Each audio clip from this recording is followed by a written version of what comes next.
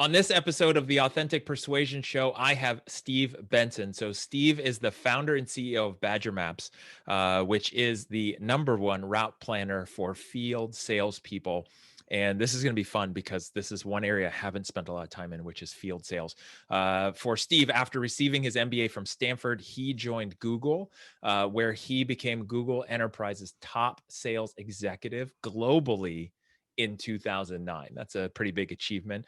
In 2012, he founded Badger Maps to help field salespeople be more successful by optimizing their routes and schedules to save time and be on time so they could sell more. So, as a vehicle and a tool to help them do what they do best. He also hosts the Outside Sales Talk podcast, where he interviews industry experts on their top sales tips. And he is also the president of the Sales Hall of Fame. Steve, welcome to the Authentic Persuasion Show.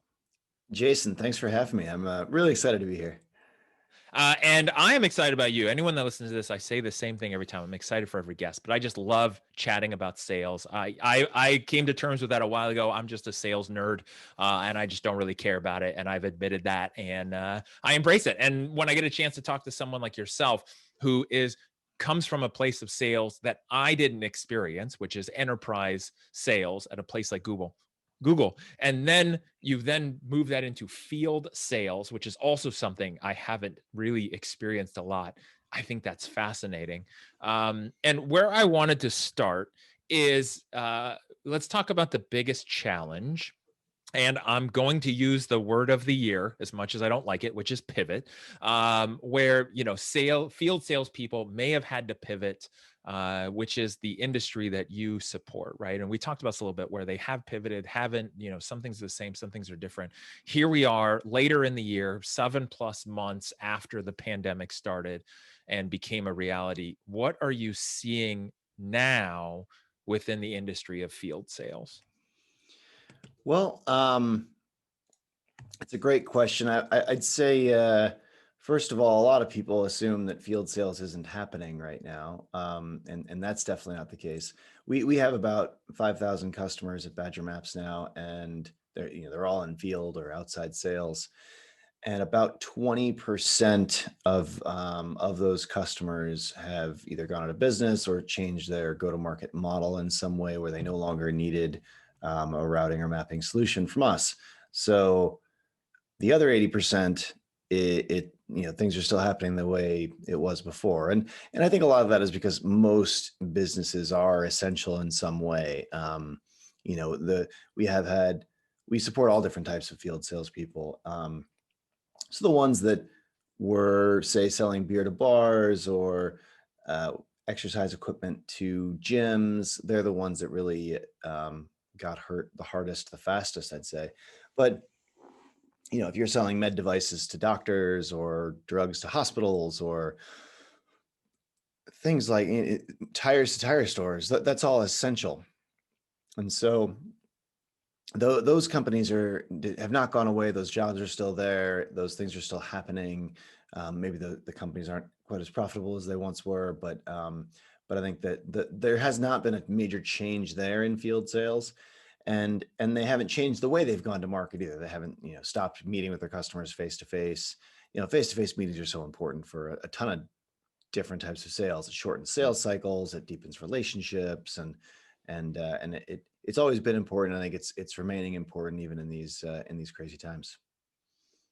And I think that's what's most fascinating too, is what you said about the ones that kind of disappeared, and then the other ones, and then how important that is. And not just the, let's say, health standard government essential part, but how essential that is and how important it is and what they do.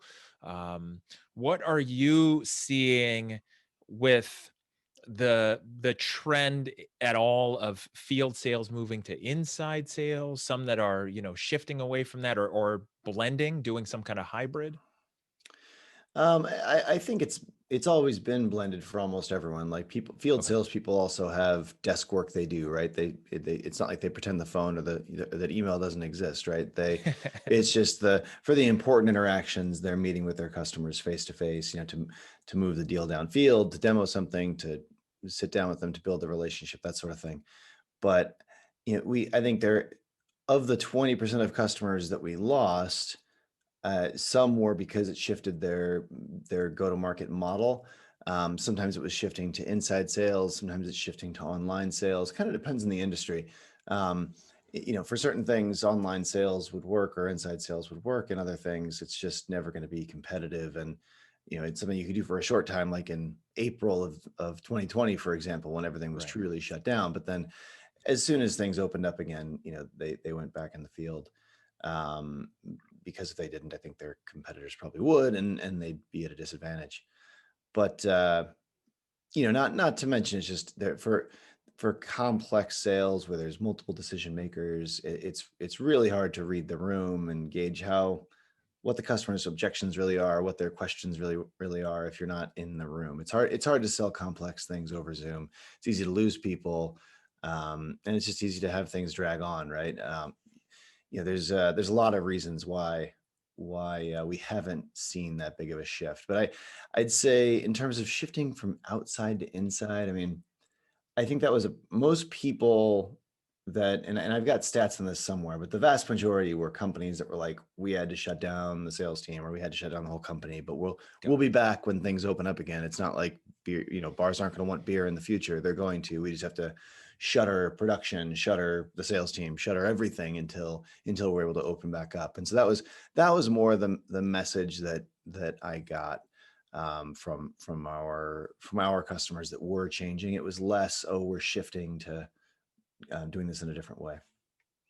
Makes total sense. And I could see that, and like you said, some things are going to translate um, to telephone, virtual online sales, and some it's just going to be difficult. I mean, I think anything is possible. It's just a question of, what's that loss of sales revenue conversion, going to The be like when you try to do it the without the bigger face to face. transition I think we've seen in these times is less office time. So people working out of their home offices, and that Hmm. wasn't really a transition for a lot of outside sales teams because they already were working from their home office. Right. Maybe they went into the home office, they'd fly in monthly or quarterly or whatever. But a lot of times when if you're selling stuff to all the dentists in America, a new dental tool or teeth whitening or aligning or whatever, if you're selling something like that and you need your sales reps to get in front of dentists, you probably don't have, you know, 30 offices spread across the country. You probably still only have, a handful of offices, and your sales reps just live in these geographies or territories. So they were already working remotely. But that's the big trend I think we've seen, and change we've seen, is that people people are less people, and when I say people, I mean less likely the outside salespeople who are already not married to the office, but all the other departments, accounting, marketing, operations, etc. They're no longer married to the office. That's the bigger trend that we're seeing. And what I'm seeing with my clients that I'm dealing with when they're selling B2B, the biggest difference is now their customers are not in a centralized office, right? So everyone's now spread out, everyone's working from home. So calling into the phone number that you would an office number, it may get routed to, let's say, somebody who's managing the switchboard who works from home that can't transfer it to somebody else who's working from home, right? So actually tracking them down, or field sales mode, which is I would just stop by their office and talk to them. It's like, okay, now everyone's at home. How do I find that individual? How do I mail them something? Because I can't just mail it to the office because they're never going to get it. Right, right. And so we see that challenge a lot, and obviously that progression.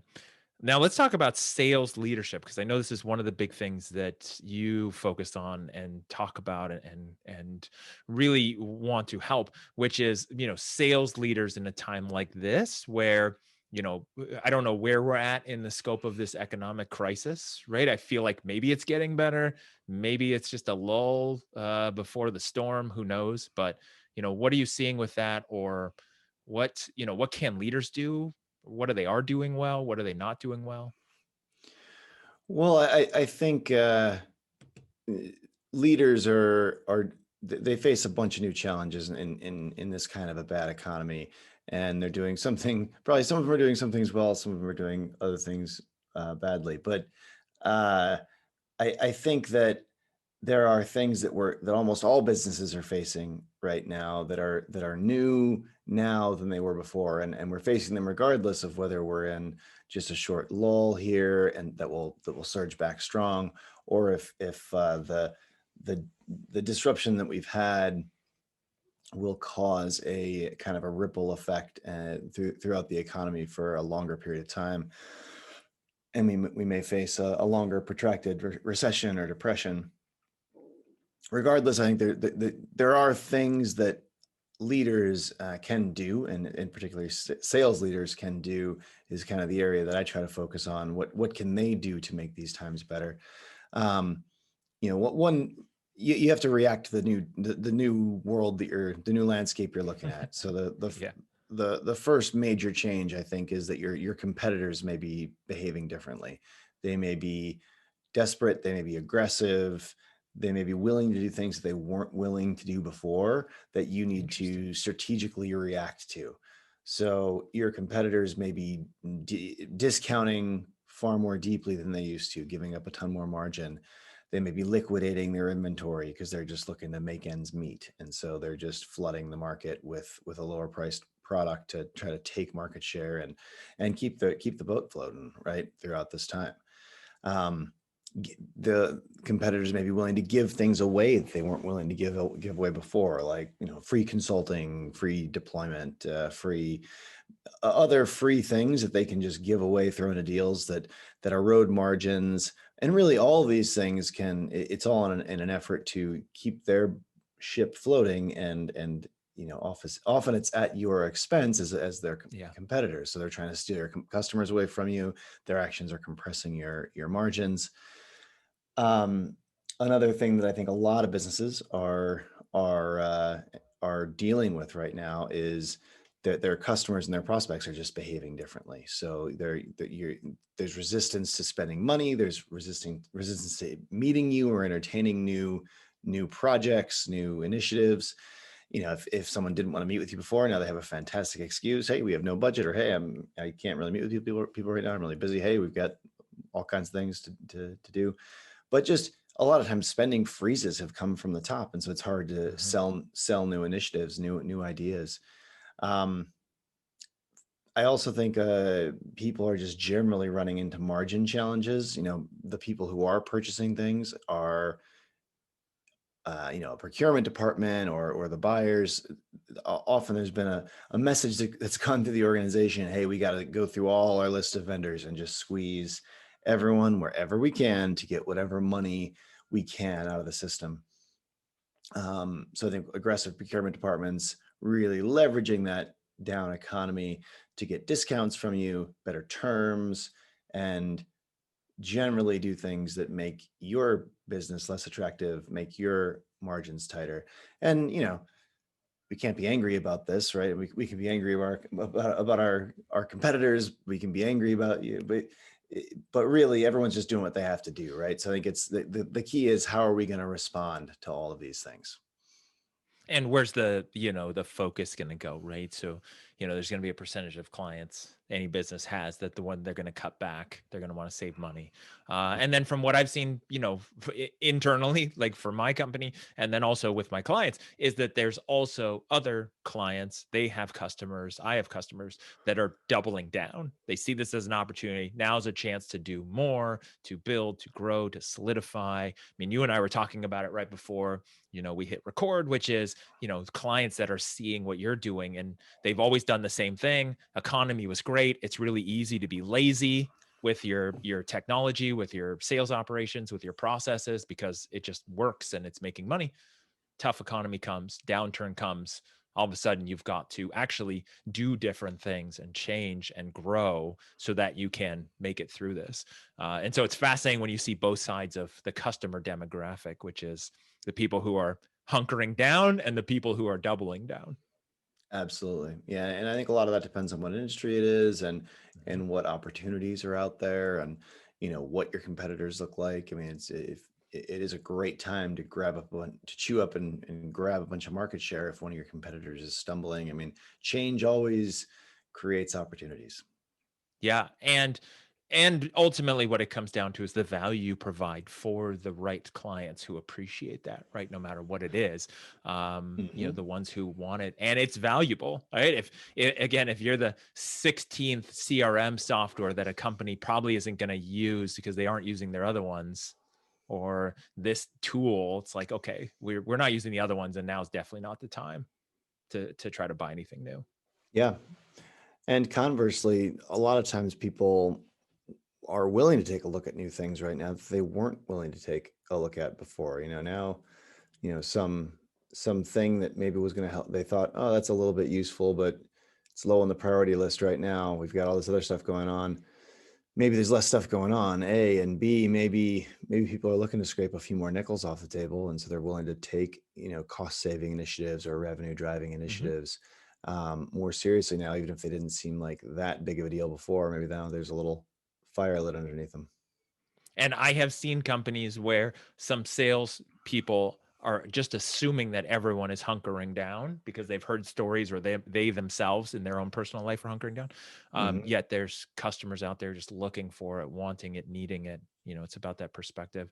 So what do you see as the solution, or what kind of, I don't know. I don't want to say advice because that sounds pretty strong. But Hmm. early on, you mentioned about companies who their competitors are slashing prices, giving away discounts, giving away free things. What Hmm. what do you do, or what would you do if that was your industry or market? Your competitors were just blowing it out the door kind of mode. What would you do in that situation Well, as I a sales think leader? I think the with competitors, it's especially difficult, and you have to really, it depends on what is going on exactly. Sometimes you're seeing someone in their death rattle, portion of their of their existence, and so they're gonna liquidate their inventory because they're taking the money off the table that is on the table, and there's not going to be a lot to do with it. I think you have to focus on the long-term relationships that you have with your customers. It's a great time to communicate to your customers. If you sell, you know, high-end glassware to restaurants and hotels, and your big competitor just seems to be unloading their warehouses at a low price, you know, are you going to be able to not have them? But if it's kind of a replacement for your product and it's kind of commoditized, it's going to be challenging to not lose that business, at least while they go out of business and unload their inventory. But at the same time, by communicating and keeping the relationship good, you'll have them for the long term, right? And so if you do have a competitor that's absolutely stumbling and doing unsustainable things, um, on the other hand, I mean, it could be that this is a great time to communicate the value better of your product versus a competitor. And so it really depends on what you're looking at. Sometimes if companies are under a ton of pressure, maybe financial pressure, maybe they were choosing your product, and now they're more interested in entertaining more of a commodity product that's lower quality but also lower price. So that's an important time to be able to stay in front of those customers and communicate the value of why ultimately that cheaper product might be cost them more in the long run and might not be sustainable, might not be the best choice, because a lot of people are looking to change things up. So I think communicating with your customers, being in front of them, knowing, having the types of relationships that you can find out what's really going on is more important now than ever. Um, I also think you can look internally to make changes in these times. With respect to this, one thing that jumps off the table is if your margins are compressing because of things that your competitors are doing, or just because of the market dynamic right now, people are negotiating harder. The procurement department's charging hard at your sales reps. It can be a great time to make a change with the compensation policy that your sales reps have. So a lot of companies I see have their compensation policy based on revenue as opposed to profitability. And it's common with very high margin products. They're less worried about they're more worried about the revenue, not the profit that comes off of an individual sale. Whereas in a Sure. more commoditized market, the comp plan is going to be based on profitability, because it's, and each individual deal has, so much profit based on the price you sell it at, based on the number of units sold, et cetera, that, and so it's going to be based on that profit number. Now, if you are based on revenue, and let's just say you had 30% margins and now they compress to 15% margins, that is a great time to think about switching your plan to react to that, to being a profit-based plan and not a margin-based, or I'm sorry, profit margin-based plan instead of a discount, instead of a revenue-based plan, because all of a sudden it takes 2 deals to make what you were making in 1 deal, right? Now, if the second you realign that plan, now that 15% discount that a rep was giving on a 30% margin, that was going to cost them 15% of their commission, but now on this new plan, it would cost them half their commission. So they're really much more aligned with the business and its goals if you make that switch. So bottom line, if you see your margins compressing, review the comp plan and think about making the comp plan aligned with profit instead of revenue. And of course, anytime you mess with comp plans, anybody's going to get upset, especially if you're Sure. changing it where it's going to be harder. And what I'll tell you, because I'm listening to you talk and I'm forecasting it as a sales leader, is that the people who know that they can win and they know how to win anyway will understand. And the ones that are in it for the company and the long term will understand it. If somebody in sales is fighting that and protesting and doesn't want that change, then what that tells me is they only cared about their own compensation at the expense of the company and potentially the detriment of the company. Right. And this should be a cost neutral move to the company. Like, I'm not saying pay your reps less. I'm saying reward the reps that are more in alignment with the company's needs. So the on-target earning, the total sum should be going out the door at the same price, but to the company. But the reps that are better at maintaining the margins will get paid better, and reps that are giving away a lot of the margin won't do as well. So. And I think that's always important. I mean, and again, this kind of goes back to something I touched on earlier, which is when times are good, companies operate different, right? A lot of times they're kind of sloppy, or they just assume things are going to be good. So they have, like you said, they have their benchmarks. They know we're going to get a 30% margin. So we don't care about the margin because we just know we can get it and times are good. And then when it switches, that's when things get real.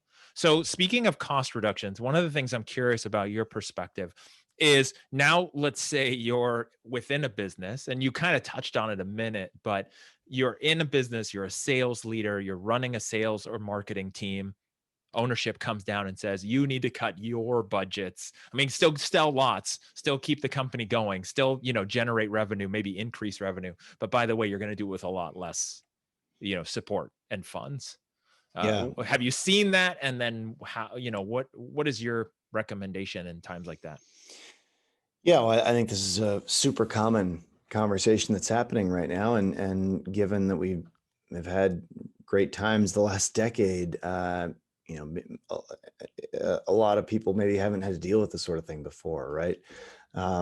This is my career's third recession, so I feel like I've seen this before. But businesses are under a lot of pressure to reduce costs right now, right? Like, for a lot of companies, pushing revenue and driving more, that from gaining back what they've lost there is harder. And so a board, a CEO may look to, they may look at the sales team as a high expense resource and a great place to reduce some costs. So if you're the leader of a team of this nature, it's common for you to receive that message: hey, lower the cost of your team by 20%, and by the way, keep the revenue where it is. Right.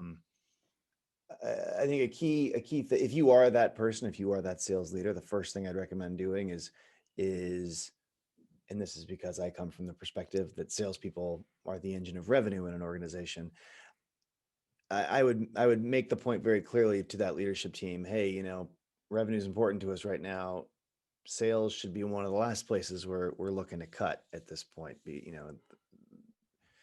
That, and not to say if there's no weak links in your team that you shouldn't Correct. look carefully at cutting those, but it's important to know, it's important to note, hey, each one of these reps is bringing us 400 grand a year in top line, and they cost, um, and when our margins are 25% and they cost 60 grand. So each one of them is profitable. So we are going to lose something something we're going to gain their salary, but lose a greater amount in revenue and profit if we get rid of them. But I guess the first, so I would make that point first and do the math on that, with how much revenue comes off of each rep, how much profit, and what they cost, and make that comparison. Then I would I obviously look to, if the message that you get next is, yeah, great, still make cuts. Obviously look at your lowest performers first that you probably would have ended up cutting eventually anyway. Look at newer reps that haven't scaled up or maybe aren't scaling the way you wanted them to. But work carefully from the bottom up. And remember that it is it's not a candidate's market anymore. It's a buyer's market, right? From a hiring perspective, like if we're coming off of historically low unemployment rates, and so it was really hard to get great sales talent. That's maybe not the case today. There's a lot of great reps out there that would love to work for your company, would love a shot, and so if you do have weak links on your team, it's not a bad time to replace them with someone stronger. And that's a great point too, because in this market right now, again, towards the end of 2020, yeah, there's a lot of great salespeople and leaders on the market who, at no fault of their own, right? It's not like, oh, you're so, if you're so great, like, why are you available? It's the company shuttered, the company made decisions, the Right. company did certain things, and there's some talent. I mean, like you said, supply and demand favors hiring right now. Absolutely. Well, and one other thought on that I was just thinking about while you said that, if you're in a situation where you really have to cut costs, you don't always have to cut bodies from the team. You can also cut base salary. Well, I mean, salary if you're any kind of leader, but specifically with sales, I would focus on the base salary Yeah. and not cut the bonuses. Because if you give someone a base salary reduction but leave the bonus in place, then um, and obviously it's different industries, different companies have different situations where the bonus is worth a lot, whereas other companies it's worth a little. But especially if your bonus is worth a lot, if it's half your sales reps pay, then you can cut costs from your piece of the organization on the base side, but maybe not change what revenue is coming in all that much. And so you can, especially if it's clearly communicated, hey, this is a temporary thing. We've been told we had to make these cuts, and we don't want to, rather than firing people, making it so they can't pay their mortgages and lose their health care. Instead, we're going to reduce people's base salaries, and uh, but the bonus, which is the important part, is still in place. And that way you keep the incentive to keep selling as much as before, and no one loses their job, um, and you and hopefully if this does kind of surge back and the economy comes back in a stronger way, that you can kind of get through the bumpy time, and not have lost your great reps. And your Makes great total reps, sense. you're less likely to lose just by compromising the base, not the bonus, because they're making more money on the bonus anyway. So if you reduce the bonus, you're going to lose your best reps too, or you're going to lose your best reps. If you reduce just the base, you're going to lose the people that cared about the base the most, who tend to be your worst reps. Yep, the ones who show up for the base and are okay with the base, and would like the bonus commission land. Yeah, those are the ones that are always dangerous to a Mhm. sales team. So let's shift a bit. Obviously, you're running Badger Maps now. You're dealing with lots of companies. You're also dealing with your internal teams, but you come from this lineage of selling and being a sales leader yourself. How would you describe your sales style, or what made you successful in the sales side of your life and your career? That's a good question. I think I would describe my sales style as relatively laid back. I tend to not push as hard as some other people would push on things. I tend to try to answer questions and be as informative and consultative as possible. I try to not be too salesy in these moments of sales. Um, these moments of in these sales engagements. I Meaning, I try to treat people as a friend who I'm consulting instead of a prospect that I'm really trying to push something on. And I think that comes across in the way you sell things, the strategies and tactics that you use during a sale.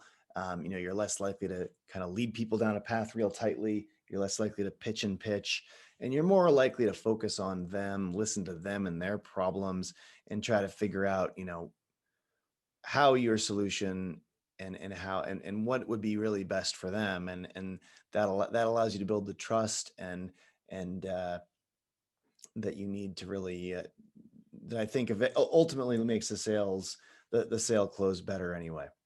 So that's always been my strategy, which is a little unique and a little weird, but and maybe not in line with a lot of what other people would do, but it's always worked for me. Well, and what I would say is it's unique and weird relative to what classic sales people should do and what we think people do, or what we've been shown or seen. And then I would actually question what's actually successful long term. Sure, you can do the pitch, push and tactics and stuff, but does that work long term? Can you scale that? So, no, I obviously anyone who knows me knows that my sales style and how I feel about it is exactly that same way as you're talking about it. Um, for you, what does it mean to be authentic? For me, I think being authentic is related to what I just said, about being consultative and being focused on your customer and what their needs are. I think to be authentic, you truly have to believe in your product. You have to, and I would advise anyone who doesn't believe that the product that they're selling is creating value in their customers' lives and is a good deal for them. I would advise that that's going to be a tough product for you to sell. And in general, you want to be selling great things. You don't want to sell lemons, right? Meaning bad cars, not the actual fruit, but um, the, but I think uh, if you truly being authentic means that you believe in your product.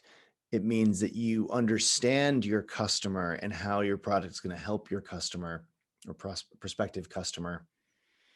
And being authentic means you can therefore communicate honestly about your product to them, and that can allow you to be more of a friend, more of a consultant, more of an asset to them, than if you were coming at the sales relationship from more of a pushy perspective. Like if I'm talking to a customer that my product's actually not going to help them, like and a lot, it's a confusing world right now, right? There's a million tools out there, and a lot of them say they do lots of things, and there's a million products out there. And I think it's really, if I'm talking to a customer and I figure out, oh, I know what they're looking for. They're looking for something like this. Like in my world, for example, we run into a lot of customers who are actually looking for something to build their territories on a map, right? Meaning, if you had 100 sales reps across America, how do you break up their territories, and how do you assign which customer to them? And people often think, because of our marketing, that that's what we do because we're territory management, right? But actually, that's kind of a different problem. And I know who solves that. And I can point. I'm going to point them to that person, that company, to solve that problem, rather than try to shoehorn our product, which can do that kind of. But really, Yeah, what we're focused on is the when we the say territory efficiency. management, we mean the actual sales reps efficiency, right? Their route, their Yeah. schedule, who to focus on, given that they're driving over, to see this customer in this suburb already. Like it looks very similar from 10 feet away. Like if you were looking at someone's computer at these two pieces of software, they look the same, but they're actually doing two different things. And so it would be inauthentic of me to kind kind of try to shoehorn my product in when there's a better one on the market for them. It's better for me to be like, okay, these guys do this and we do this. What is it that you wanted again? Let's talk about your problems. Okay, and then, by being honest and clear and transparent, I think, it all ends up coming back to you. Because if you push square pegs into round holes, those customers leave anyway. You don't create those valuable long-term relationships, and you just waste everybody's time. Totally agree. And I love how you put that, especially on the authentic piece. If we look at what you do for your sales process, what has made you successful, where does persuasion fit into that? Because I understand the consultative, trying to understand it and wanting to help them. But then what about the persuasion piece? Where does that kick in for you? Well, I think persuasion and authenticity are also related. It, to be persuasive, it's important to be authentic, I think, because if people pick up on inauthenticity, they know not to trust you instinctually. I think people have great instincts in general, and I I think that the key to being persuasive, so authenticity is key to being persuasive. Being an expert in your field and an expert in your customer's field is really important to being Mm. persuasive. And and behaving with integrity in such a way that your customers know that you're looking out for their best interests, or your prospects know that you're looking out for their best interests and not just kind of looking for the next transaction, is really important. So I think reputation and the way you communicate and the way you behave with your prospects and customers is really important to being persuasive. And ultimately, both emotions and facts can persuade. So you have to know all the facts, and then you have to have, the emotional intelligence to connect with people and build that trust and build that relationship. And it's the combination of emotions and facts that are, laid out in the right way that are truly persuasive. And one part in there that I love that isn't touched on a lot, I mention it from time to time, but not enough, is to become an expert in your customer's field. And whether that's business to business and whatever their industry is, I spent a lot of time, direct and business to consumer. And so it's understanding and being an expert in other people's lives and challenges and problems and their situations and what you're solving. That's huge, because then if you know what they're dealing with in their business, then if you can help it or not. And then when they say certain things, then that's your opportunity to put the square pegs in the square holes. Absolutely. So let's pivot one more time. What was it that you wanted to be when you were growing up? um, I wanted to be a veterinarian for a little while because I liked animals. I'm a big fan of dogs, especially, always was. But I actually did not start out wanting to run a business or No? a software company. No, even when I was in business school, I wasn't like training. I was kind of training for a corporate mid management role. I feel like I wasn't I wasn't training to start a business. But then, I ended up at Google and working on learning with the maps, working with and learning about the Maps API a bunch, and then realizing I understood the field sales problems. And so I was like, oh, I could solve this problem on mobile devices with this API that field salespeople have. And but yeah, I didn't start out wanting to do this, but yeah, that's, I guess, veterinarian, I would say. Okay. And what was in your line of stuff? What was the most non-sales job that you've had in your life? I've actually always been in sales. My Yeah. first my first job was actually a brilliant entrepreneurial venture of which I've never touched the margins of it again. But fireworks are illegal in Illinois, and so when I was about 12 or 13, I figured out that I could import fireworks by the mail. Like I could just order form, order fireworks to be mailed to me, and then I was selling them into my junior high school. So I was moving a ton of product in junior high. That is awesome. Definitely sales, definitely Yeah, logistics, I was business. soaking up everybody's lunch money. That is awesome. Happy customers, I'm sure. Very, Um, very. There was probably some legal risk there, but luckily no one blew their hand off, so it was fine. It was yes, it was the '80s. You could get away with different things in the '80s than you eh, can now. eh, Now I definitely would. I'd still be in jail, the 80s, but 80s, I don't know. I agree. 80s definitely felt like just a different time of of options, but then also personal responsibility and what people just kind of understood and did. And you know, you could play outside and it was okay to get dirty and it was, okay to hmm play tag, which now tag's illegal in some states. And so yeah, it's just a different time. What would you define as your personal definition of success?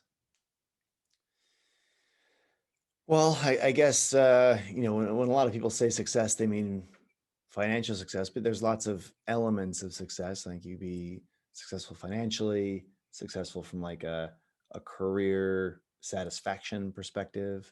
You could be successful from a relationship perspective, a friendship perspective, parenting perspective. There's lots of places to be successful, and I think that for me the definition of success is when someone knows what is the truly going to make them successful, like they know what's important to them, like because there's probably 20 areas you could be successful in. You could be very successful in your hobby like golf or something, right?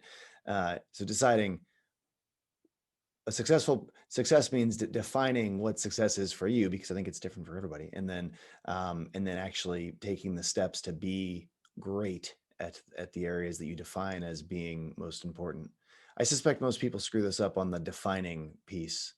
Well, I guess a lot of Yeah. people, I guess people screw up on both pieces, but it's the reason so few, I think a lot of people don't feel successful, and it's because they're chasing the wrong golden ring, and then, and then it's also, it's always hard to actually be successful in grabbing golden rings too. So, I So think true.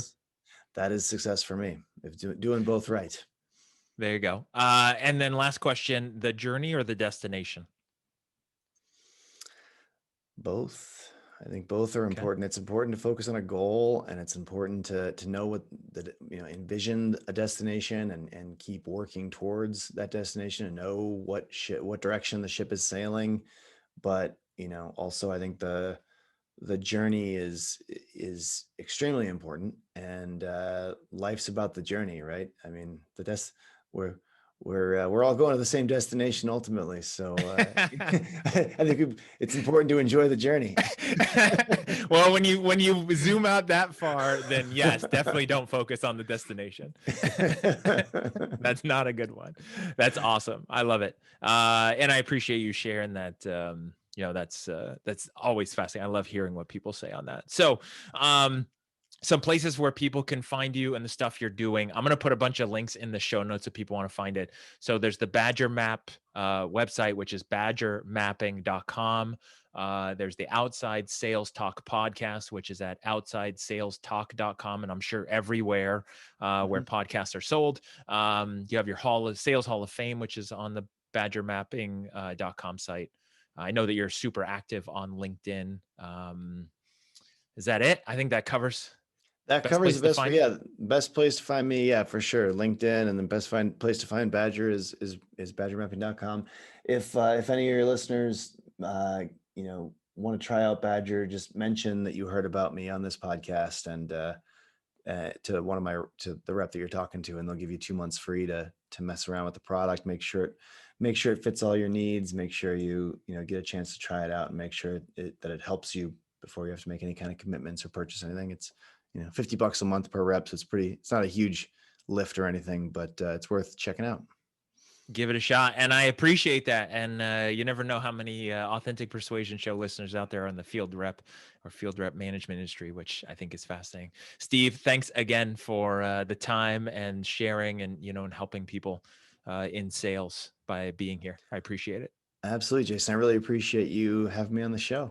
It's been fun. All right. Take care. Take care.